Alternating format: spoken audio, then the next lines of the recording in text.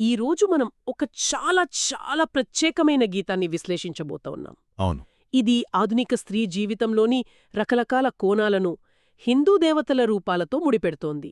ఒక కూతురి అమాయకత్వం దగ్గర మొదలుపెట్టి అన్యాయాన్ని ఎదుర్కొనే కాళీ స్వరూపం వరకు ఈ పాటలో చాలా విషయాలు టచ్ చేశారు. అవును. ఈ విశ్లేషణలో మనం ముఖ్యంగా చూడాల్సిందేంటంటే, పాతకాలపు పాత్రలకు, ఈనాటి ప్రపంచపు సవాళ్లకు మధ్య నేటి స్త్రీ ఎలా బ్యాలెన్స్ చేస్తోందో ఈ గీతం చాలా అద్భుతంగా చెప్పింది. కరెక్ట్. ఒకే వ్యక్తిలో ఇన్ని రూపాలుండటం, ఆ రూపాలే ఈ ప్రపంచాన్ని ఎలా ముందుకు నడిపిస్తున్నాయో మనొకసారి లోతుగా చర్చిద్దాం. కరెక్ట్. ఇక్కడే ఇది చాలా ఆసక్తికరంగా మారుతోంది. అంటే స్త్రీని ఒకే పాత్రలో బంధించకుండా తనలోని అన్ని శక్తులను ఒకేసారి చూపిస్తోంది. సరే, ముందుగా స్త్రీ యొక్క ప్రాథమిక పాత్రలు, ఆమెలోని ఆ సున్నితమైన శక్తి గురించి ఈ పాట ఏం చెబుతోందో చూద్దాం. పాట మొదట్లోనే in laughters glow a daughter springs Bala Tripura's wings take gentle flight అని రాశారు. అంటే ఒక కూతురు నవ్వుల వెలుగులో పుడుతుంది, బాల త్రిపుర సుందరిలా ఆమె రెక్కలు సున్నితంగా ఎగురుతాయని. ఇక్కడ బాల త్రిపుర అనే పోలిక చాలా అందంగా ఉంది. నిజమే, ఆ పోలికలో చాలా లోతైన అర్థం ఉంది. బాలత్రిపుర సుందరి అంటే కేవలం దేవత యొక్క బాల్యరూపం కాదు. త్రిపుర అంటే 3 లోకాలు. బాల రూపంలోనే 3 లోకాలను శాసించగల శక్తి ఆమెది. ఓ అంటే స్త్రీలోని అమాయకత్వంలో కూడా అపారమైన శక్తి దాగి ఉంటుందని ఈ పోలిక చెబుతోంది. కాని ఆ తర్వాతి లైన్లోనే అసలు రియాలిటీ కనిపిస్తుంది. అవును. She lifts the weary, Joy she brings, yet bears the burdens day and night. ఆమె అలసిపోయిన వాళ్ళని పైకి లేపుతుంది, ఆనందాన్ని పంచుతుంది. కాని అదే సమయంలో పగలు రాత్రి భారాన్ని మోస్తుంది అన్నారు. అంటే ఒక రకంగా ఆమె ఆనందాన్ని పంచడానికే భారాన్ని మోయడం ఒక అనివార్యమైన భాగమని ఈ గీతం చెప్తోందా? ఇది చాలా మంచి ప్రశ్న. దీన్ని సమంజసం అసమంజసం అని చూడటం కంటే దీన్ని ఒక వాస్తవంగా ఈ గీతం చూపిస్తోంది. ఓకే. ఆమె పంచే ఆనందం వెనుక ఒక త్యాగముంది. ఆ తర్వాత కన్యాకుమారి స్పిరిట్ ఎ జెనరస్ షో అని కూడా అన్నారు. కన్యాకుమారిలా తనలోని స్వచ్ఛతను, ఉదార స్వభావాన్ని చూపిస్తోంది. ఈ సున్నితమైన ప్రేమించే గుణాలే ఆమెకు పునాది. ఈ ప్రేమ, ఓర్పు, భక్తి అనే పునాదులు బలంగానే ఉన్నాయి. ఈ పునాదుల మీదే ఆమె ఇంటిని నిర్మిస్తుంది. రెండో చరణంలో with Lakshmi's hand she builds the home అన్నారు. లక్ష్మీదేవిలా ఇంటిని నిర్మిస్తుందని. ఇక్కడ ఇల్లు అంటే కేవలం 4 గోడలు కాదు. కాదు కాదు. ప్రాస్పెరిటీ అండ్ వార్మ్త్ బిసైడ్ అని కూడా అన్నారు. అంటే ప్రేమ, ఆప్యాయత, భద్రత, శ్రేయస్సుతో కూడిన ఒక గూడు. లక్ష్మీదేవి కేవలం సంపదకు దేవత కాదు, సౌభాగ్యానికి, సంతోషానికి కూడా ప్రతీక. కరెక్ట్. ఆ తర్వాత రాధా ప్రస్తావన వస్తుంది. Radha's devotion, steadfast will, companion, friend, a gentle flame. Radha యొక్క స్థిరమైన భక్తి, సంకల్పంలా ఆమె ఒక స్నేహితురాలిగా, సహచరిగా తోడుంటుంది. ఇవన్నీ ఆమెలోని సౌమ్యమైన, నిర్మించే శక్తులు. అయితే ఆమె నిర్మించిన ఈ ప్రేమ, ఆప్యాయతలతో నిండిన ప్రపంచం బలంగానే ఉంది. కానీ ఈ ప్రపంచం బయట అడుగుపెట్టినప్పుడు, ముఖ్యంగా ఆఫీసుల్లో, సమాజంలో ఆమెకు ఎలాంటి అనుభవాలెదురవుతున్నాయి? అక్కడికి వెళ్దాం. అక్కడే అసలు సంఘర్షణ మొదలవుతుంది. ఆమె ఎంత తెలివిగా, శ్రద్ధగా పనిచేసినా పాటలో చెప్పినట్టు డిస్మిసివ్ సైజ్ దట్ ఫాల్. అంటే నీకేం తెలుసులే అన్నట్టుగా. అవును, తేలిగ్గా తీసుకుని నెట్టూర్పులు ఎదురవుతాయి. వాళ్ళ అభిప్రాయాలను చిన్నచూపు చూడటం. సరిగ్గా. In halls where bias shadows rise tall అని కూడా అన్నారు. పక్షపాతపు నీడల్ పొడవుగా పెరిగే సభలలో ఆమె గొంతును నొక్కే ప్రయత్నం జరుగుతోంది. ఇది మనం చాలా కార్పొరేట్ మీటింగ్స్లో చూస్తూనే ఉంటాం. నిజం.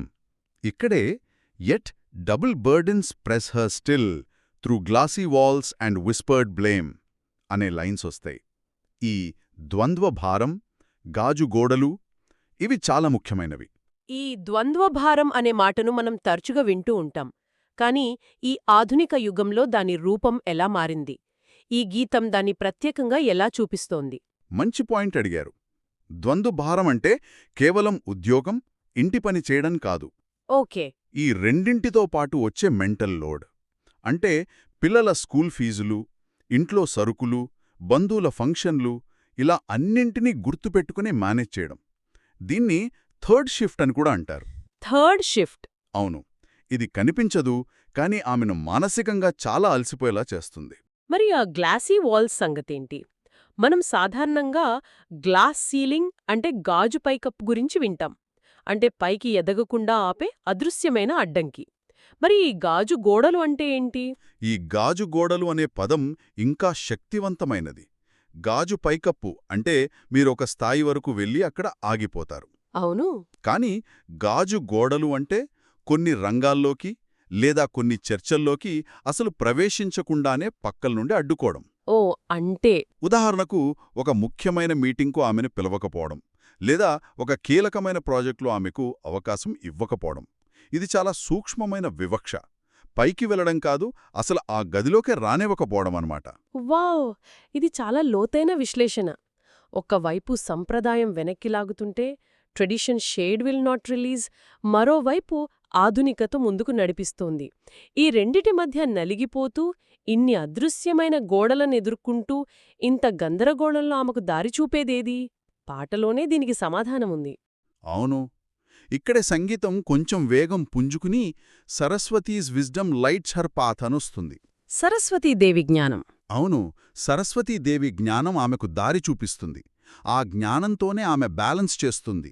కేవలం తన కోసమే కాదు, తన పిల్లల భవిష్యత్తు కోసం కూడా పోరాడుతుంది. Her children's dream she guards from wrath, her own as well in stories bright. ఈ లైన్ నన్ను చాలా ఆకట్టుకుంది.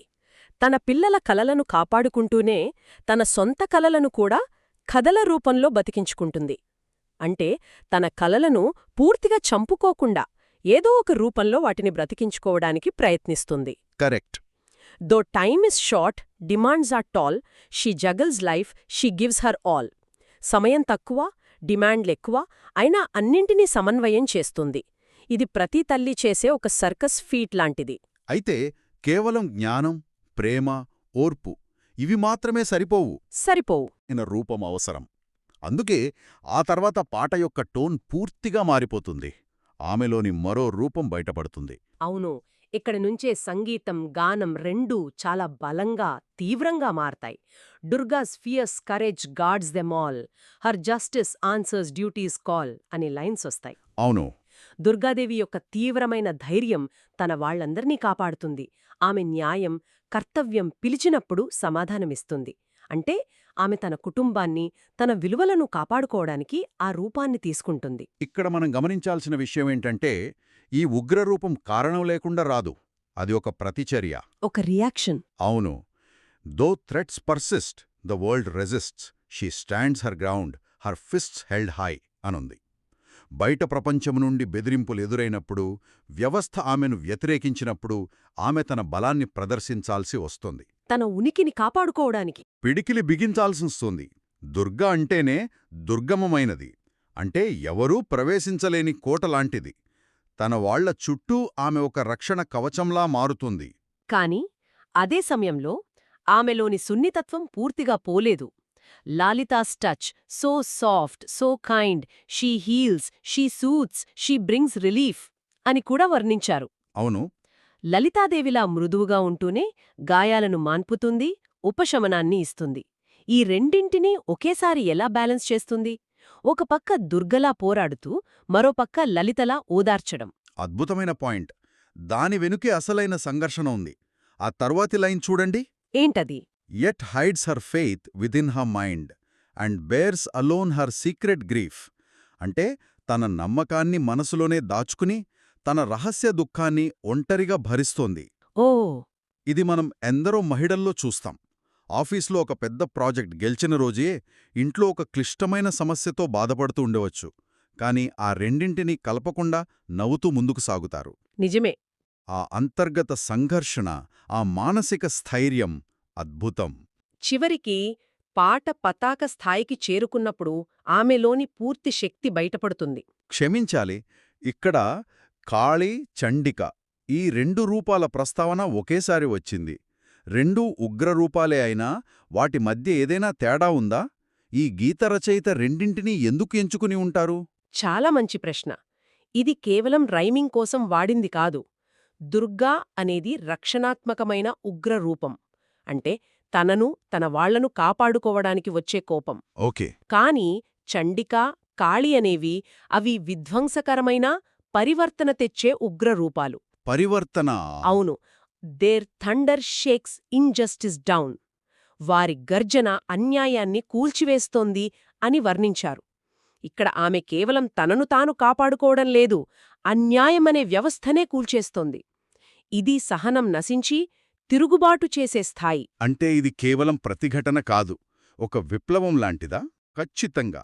ఇది పరివర్తన. She rises up, she claims the right, her voice resounds, her heart renown. ఆమె పైకి లేస్తుంది, తన హక్కును సాధించుకుంటుంది, ఆమె గొంతు ప్రతిధ్వనిస్తుంది. ఇక్కడ ఆమె బాధితురాలిగా ఉండటం లేదు. లేదు, మార్పుకు నాయకత్వం వహిస్తోంది. కాళీ స్వరూపమంటేనే పాతదాన్ని నాశనం చేసి కొత్తదానికి దారి అవ్వడం. అందుకే చివరి వాక్యం, a goddess in modern guise to reform. అవును, అంటే సంస్కరణ తీసుకురావటానికి ఆధునిక రూపంలో వచ్చిన ఒక దేవత ఆమె. వావ్! బాలత్రిపురగా మొదలైన ప్రయాణం కాళిగా పరివర్తన చెందడం అద్భుతం. కాబట్టి అంతిమంగా ఈ గీతం ఏమి చెబుతోంది? కోరస్లో పదే పదే చెప్పినట్లు daughter, sister, wife and mother. కూతురు, సోదరి, భార్య, తల్లి. ఈ పాత్రలన్నీ వేర్వేరుగాదు, కాదు, ఒకే స్త్రీలోని విభిన్న ముఖాలు. సరిగ్గా. ఈ గీతం యొక్క సారాంశం అదే. ఆమె ఒకే సమయంలో లక్ష్మీ, రాధ, సరస్వతి, దుర్గా మరియు కాళి. అవును. పరిస్థితిని బట్టి ఆమెలోని ఒక్కో రూపం బయటకు వస్తుంది. సౌమ్యత అవసరమైనప్పుడు లక్ష్మిగా, జ్ఞానం కావాల్సినప్పుడు సరస్వతిగా, రక్షణ అవసరమైనప్పుడు దుర్గగా, అన్యాయాన్ని అంతం చేయాల్సినప్పుడు కాళీగా మారుతుంది. పాట చివరిలో the many faces of her shape the world, ఆమెలోని ఈ అనేక రూపాలు ప్రపంచాన్ని తీర్చిదిద్దుతాయి అనే లైన్ వస్తోంది. ఇది చాలా శక్తివంతంగా అనిపించింది. అవును, ఆమె కేవలం ప్రపంచంలో ఒక భాగం కాదు, ప్రపంచాన్ని నిర్మించే శక్తే ఆమె. ఆమె నవ్వు, ఆమె కన్నీళ్లు, ఆమె ప్రేమ, ఆమె కోపం అన్నీ ఈ ప్రపంచ గమనాన్ని నిర్దేశిస్తాయి. నిజమే. ఈ గీతం ఆధునిక స్త్రీకి ఒక అద్దం పడుతూనే ఆమెలోని దైవత్వాన్ని, ఆమె శక్తిని గుర్తుచేస్తోంది. కాబట్టి ఈ గీతం స్త్రీలోని దేవతా స్వరూపాలను మనకు గుర్తుచేస్తోంది. ఆమె కేవలం పాత్రలకే పరిమితం కాదని, ఆమె ఒక అనంతమైన శక్తి అని చెబుతోంది. నిజమే. అయితే ఇది మనల్ని ఒక ముఖ్యమైన ప్రశ్న దగ్గర వదిలేస్తోంది. ఏంటది? ఈ ఆధునిక దేవత తన ప్రయాణంలో ఏ రూపానికి ఎక్కువ ప్రాధాన్యత ఇవ్వాలి? తనలోని సౌమ్యతకా లేక తనలోని ఉగ్రతకా? ఎప్పుడు లక్ష్మిలా నిర్మించాలి, ఎప్పుడు కాళిలా నాశనం చెయ్యాలి? ఏబీ తనను, తన చుట్టూ ఉన్న ప్రపంచాన్ని ముందుకు నడిపిస్తోంది. ఇది మనం ఆలోచించాల్సిన ప్రశ్న.